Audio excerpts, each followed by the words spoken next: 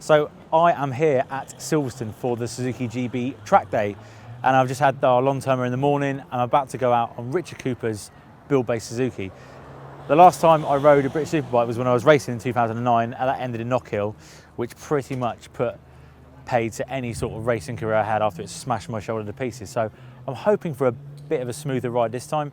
And of course, Richard, Bradley Ray and the team are off to Brands Hatch this weekend. So I think the last word they said was, don't crash it.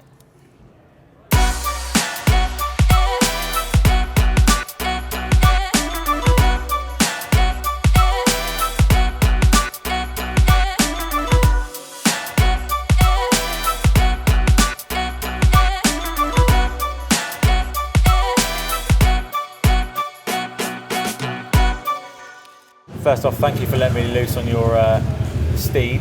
I don't think you had much saying about it, did you? I did get asked the question, yeah, I did. But it's always nice to a different rider's opinion, if I'm honest, of my bike, which is, days like this, we get to have the privilege of you guys to ride it. I mean, I think I've curled out heavier poos than you, so it was always going to be a bit soft, but the first thing that struck me was just, Steve was saying it's one-to-one and it's quite direct, and these big scary race bikes. Actually, you got to jump on it. It's really nice to ride. Yeah, BSB rules. We're not allowed traction control, etc., etc. So we have to have a bike that, in theory, is one-to-one, and you have to control it yourself. So that aside, you still need a bike that's rideable and usable and gives you something back. Speaking with guys like yourself who have now got off it and gone, you know what, actually it's quite nice to ride, is justice of our work. Yeah. Because you could make it unrideable when really aggressive and not very nice at all to ride, but 2 years, in development we are now, and the bike is usable, friendly, and lends itself to wanting to go faster. Yeah. And of course your results speak for themselves recently. You've been getting better and better, and Knockhill was pretty good. Yeah, results-wise, have been long waiting, and it's been hard because my teammate Brad has been at the top of the game, and as a rider, you always want to beat your teammate regardless. But we've worked together as a rider and a teammate, and as a team, and they know that I'm riding just as hard, let's say in 7th position, as Brad is in 2nd or 3rd. And I dare say my time will come. And what do the bike itself, I mean, obviously you jump on it, it feels, the brakes are amazing, it's fast, it handles superbly. I mean, from a rider, professional rider's point of view, what do you struggle with? It's a difficult one because obviously as a rider, we always want to better ourselves or better the bike. Yeah. Constantly. After a race weekend where you've had 2 mega results, you always think, what if, or could I have? And for me at the minute, where the bike is, I really want to just concentrate on riding it almost within the ballpark I'm in. Okay. I have a nice throttle connection, I've got a good feeling with the front, I've got good grip in the rear. Yes, it could be slightly better in a few areas, but would it compensate me in other areas? Yeah. So, we did a small test before Knockhill. I went fast, I enjoyed riding the bike. I went to Knockhill, made minimal changes, went fast, good results. Yeah. Brands Hatch coming up, You go well there, didn't you? I go one of my favourite tracks, and I can't help but think, you know what? Let's get on my bike Friday morning and go ride it, and hopefully it will all click into place and we'll go fast. So jumping from a Superstock bike last year, almost winning the championship, to a Superbike. I know we spoke about off camera earlier, but the biggest thing for you was the brakes, yeah? Yeah. I think with most sports bikes, you've got 200 horsepower. Superbike 200 and a bit. Yeah. The bike's going to wheelie, it's not going to want to go in a straight line, it's going to wheel spin. As a rider, I can control that. The biggest thing for me was the brake pressure and the brake, the stopping power that I had again. I got so used to the Superstock bike of, right, I'm going to brake there and then, it'll be okay and I will get in and it'll be all right. You do that on the Superbike and the thing stops, and you have to tell yourself that it's going to stop, and have some belief in it. And it's something that we tested a new part in winter testing, and it was a different master cylinder, and it just lent itself to giving you that confidence to brake deep into a corner and know what it's going to do. You know, a lot of it comes from the front forks, but also you need connection, as much as you do in the throttle, you need connection with the brake lever. And if you've got that, then when it is the point that you have to go beyond what you think you can and you still get it stopped, you know, that means it's working good. And the brakes now, if I jumped back on a stocker, I think it would be the reverse, and I'd have to recalibrate just how to approach, you know, the braking marker. But you know, I think they give the brakes a good feeling. They're consistent, they're nice, they're strong, and it's really progressive, aren't they? Just it's almost like a throttle. You say grab a bit more. It's just it works the opposite way of the throttle, doesn't it? Almost. It does, and people they're like, oh well, you just pull the brakes, don't you? Well, not really, no, because you've got to have some feel, and you know, even down to the brake pad or the disc. And in our case, you know, they say it's the new master cylinder that we had fitted that was very expensive, and the team had to justify us having them. Really? And it was literally a case of ran the old master cylinder back to back with a new one. I says, whatever that costs, it's worth the money. Yeah. And to me, it is. And now we have them on both bikes. And finally, traction control. I mean, again, you jumped from a Superstock bike. Did you run traction in? You know, it was very limited last year because the Suzuki was in its first year of development. Yeah. And the traction control was quite basic. So for that reason, last year I turned it off all year long and just rode it as I knew how to ride a bike. This year, speaking with Billy, who rides a Superstock bike, they've got the kit loom on now. They can adjust it in certain areas, and he uses traction quite a lot. It would be quite interesting to get back on the stocker now, knowing that I never used it. Because obviously the thing that holds the stocker back is tyres. Yeah. The lack of grip. The last sort of half of the race. The last half of the race, where the traction would sort of compensate a little bit for that. So with BSB bike, we don't have that. We have a slightly better tyre, so it swings in roundabouts. But it would be interesting to see how the traction works now on the stocker, having not had it last year. And do you miss electronics in superbikes? Do you miss funnying around with traction control and setting up parameters? No, not at all. You'd happily. One less thing to. I mean, it's crazy, isn't it? There's a complete lack of high sides in BSB. Yeah. Really. Yeah. For all these championships that have electronics, traction control, all the rider raids, BSB, you hardly see any high sides. Yeah. Even in the wet. Yeah, you're very, very true. And it's, I think because the riders, they know they have to feel what they're doing. It's not a case of like who dares wins, which sometimes in MotoGP, it very much is so. Who literally cracks that throttle as early as they can, which we know that Marquez is just ridiculous at it. And how much does he rely on them electronics? You can only imagine, you know, what they are doing. You can't imagine, can you? It's unbelievable. So I think that's why certain riders come into BSB expecting to do something good, and then really, really struggle because they just can't get their head around what actually we do with throttle connection and using the rear brake and just general track knowledge or positioning of how to position a bike on a track to get the best out of it. Well, thanks, mate. Cheers. Globe Brands. Thank you very much.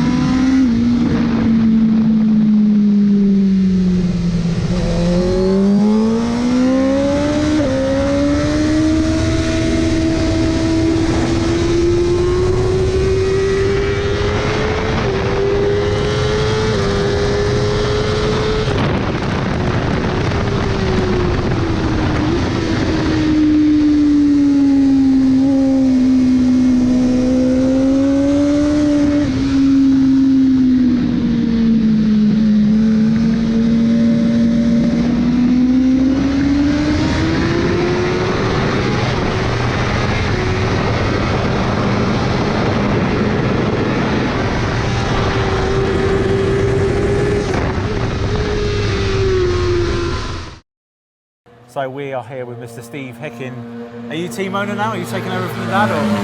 No. We'll definitely leave him as the owner. Okay, I'll take over as manager. He can still own it, and if we get any issues, it's his. So, I mean, all in all, this year, it's much better than last year. Yeah, I think it was probably always going to be.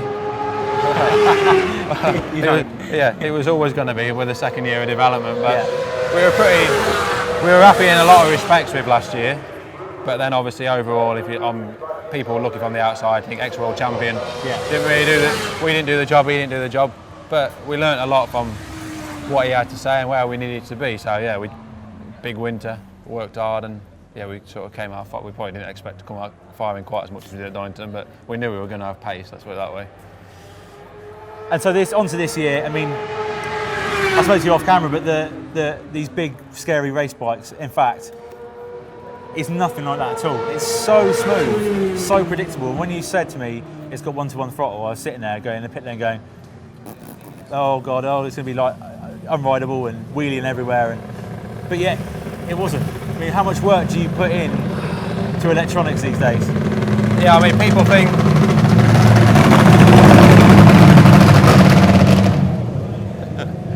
So people think that BSB obviously controlled ECU. Yeah. Dead simple now, you just put the map in and go and then everything will be hunky-dory. But I think what it's actually done is probably made it more difficult in the respect that you've really got to fine-tune every last detail.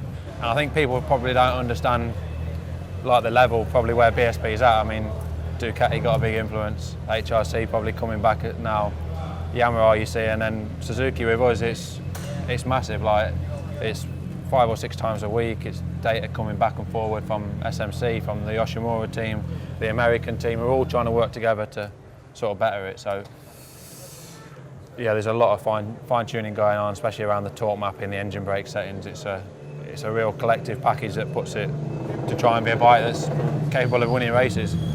But how much input? I mean, there's lots of interesting theories with factory teams in BSB and their factory. How much factory involvement do you have? More than we've ever had, that is for sure. So yeah, more than we've ever had. They're really good, easy to work with, they do a good job for us. Yeah, and we like to think we're giving the information back as well from a good level of riding. Obviously the guys are at the front. And yeah, look, we use factory cylinder heads, factory camshafts. We work with them a lot on the electronics package, so after that, you'd have to say that we're getting quite a lot of factory support. But in the same breath, we use standard swing arm and we make our own linkage because we feel that that's better for BSB. So yeah, it's open. We work both ways still. And the motor, I mean, it feels so strong everywhere, and it's almost like the standard road bike. You probably know how good that is in terms of linearity and the power it gets everywhere. It feels like it's been ramped up, just like a notch up. And there's power everywhere, and there's bonkers top end. I mean, with the VVT, does that give you any present you any problems when tuning, or is it? No, not really. Not really. I mean, I think the one thing that we always knew, obviously, we came from BMW. They had the strongest engine, so we know what we've got to achieve. And now, from what we had with BMW, we're in front of it with a GSX-R, so we're happy that side now. And we always knew we had a really good chassis. It's just piecing it all together. Obviously, everybody says you want horsepower, but you put horsepower in, it upsets the chassis. So it's always cat and mouse what you've got to do. But we're getting there. We're finding a balance where we can go from somewhere like Donington and a Snetterton and qualify pole at Snet and lead the races to go to Knockhill and still challenge to be on the podium, which is that's the most difficult part really in BSB. You've got such a variety of tracks that to go from an international style track at Snetterton to a Knockhill circuit and be competitive at both is when you know you're almost at the pinnacle of where your bike should be. And other than the brakes, I mean, Coop's just talking about this magical master cylinder that you had to pay extortionate money for. The next best thing for me, or the thing that really heightens everything, is the gearbox. Now, what can you do and what have you done to make that feel like a seamless? It just feels crisp. Yep, so I suppose firstly, obviously in BSB you can only choose one set of ratios. Yeah. So you're only shooting at Donington and cross your fingers that you've picked the right ones. But we've always worked closely with Nova. gearboxes. They did all our previous gearboxes, and now they design one for ourselves, and it's good. And then between Nova and our electronics technician, then it's up to those guys really to make it all happen. So yeah, there's a lot of work on the electronic side, and obviously there's a lot of physical work making the gearbox for Nova, but we've got trust in them and they've done a good job for us. And is that just looking at data from previous years and where the revs are, etc., to make you... Yeah, because we all know pretty much everyone in BSB has got the same sort of horsepower. Yeah. So you know, you're just trying to always fine tune, can second gear be a little bit better here, can third be there, where are we in the torque range to see what gears you need, and that's really what we're trying to achieve. So I'm sure we'll make some small changes for next year. So, I mean, this polished, the painted frame, what's that about? Just easier to work on, I suppose. Easier to work on. It's something that we used to do on our older bikes as well a long time ago. It gives it the more factory look. Yeah. And in fairness, we were sick. Last year we kept them in black, and like, it's soul destroying when you've worked all week and you think the bike looks mint. First session it's in the gravel trap and you think it looks 15 years old. Yeah, true. We literally get the apprentice with his Scotch-Brite out and it's back to new, isn't it? Instead of getting the rattle can out and trying to repaint everything. And the standard swing arm, I mean, why do you, is that just because of the variety of tracks? Yeah, I think people get carried away with like, stiffness. It's got to be the swing arm, it's got to be this, but what they forget is like, when you change the swing arm, it's all the linkage. The linkage is what makes the bike really. At the end of the day, you'd have to be some boy to tell me that swing arm's flexing underneath. You sat on two pieces of rubber. So you've got to be some rider. Maybe when you're at the complete pinnacle and you can go back to back and you know lap time within a 10, then that's the only way of doing it. But to actually say you can feel the swing arm flexing, I'm not sure it's possible, particularly. I don't know. But yeah, it works well. Look, at the end of the day, Suzuki's spent millions developing a bike, and the first thing people do is, right, we want a different swing arm for Superbike. I'm thinking, well, they've done millions on a swing arm test, and we're in a shed trying to tune it. So, and you save yourself 25 grand as well. Yeah, and there is that. And we have tested them. Don't get me wrong. We've tested all the options, and at the moment we're quite happy with that. So, quick front to back then. You run Dimag wheels. Yep, Dimag wheels. Bi-turbo. Is that how you pronounce it now? Biturbo. Biturbo. Yeah, that's the one. Biturbo suspension. And that's obviously, you're the main UK distributor still, is that right? Yeah, so we've still been the importer for 10 years, and we work alongside B&C Express now, and they are doing a lot of the sales side, and we're trying to concentrate more on the race development to help keep getting the product improving, really. And there's no sort of performance deficit over the golden stuff, you think you're... No, I mean, this year was the first year we said, right, well, we want results, so we'll bite the bullet, buy the O-lings, we'll test back to back, see where we're at, and whichever one's faster we'll race with. And in fairness to Biturbo, we knew where we had to work on the suspension over winter. They came back for the brands testing, say February, flew in just for the day with some new product, and we've not looked back since. Really, it's really good. Okay. And how does the geometry of this bike, or both bikes really, compare to a road bike? I shouldn't really tell you. It's not far away from standard. Okay. Yeah, it's not far away from standard. You're not a million miles away? Not a million miles away at all. Right, okay. Yeah, people probably think you've got to redevelop the wheel, but no. It's good out, the bike's good out the box. Yeah. We proved that last year in Superstock with, I think Richard won 9 races, so when you've got a base like that, I haven't got to be Yoda to work on it.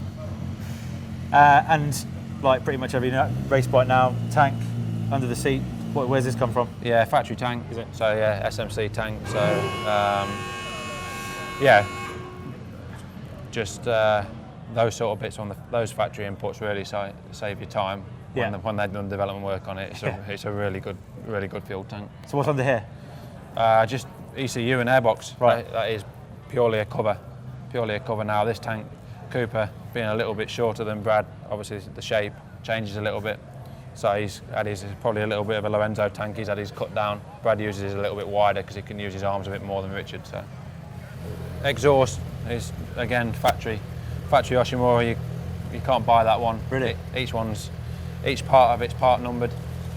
Full Excel spreadsheet on each part. Damaged ones must go back at the end of the year. Everyone's got to be accounted for. So yeah. So do you have to buy them, or do you get given them? We're sponsored. We're sponsored, so it's a good deal. We're very grateful for Yoshimura's out. Very grateful. Thanks again, mate. No bother.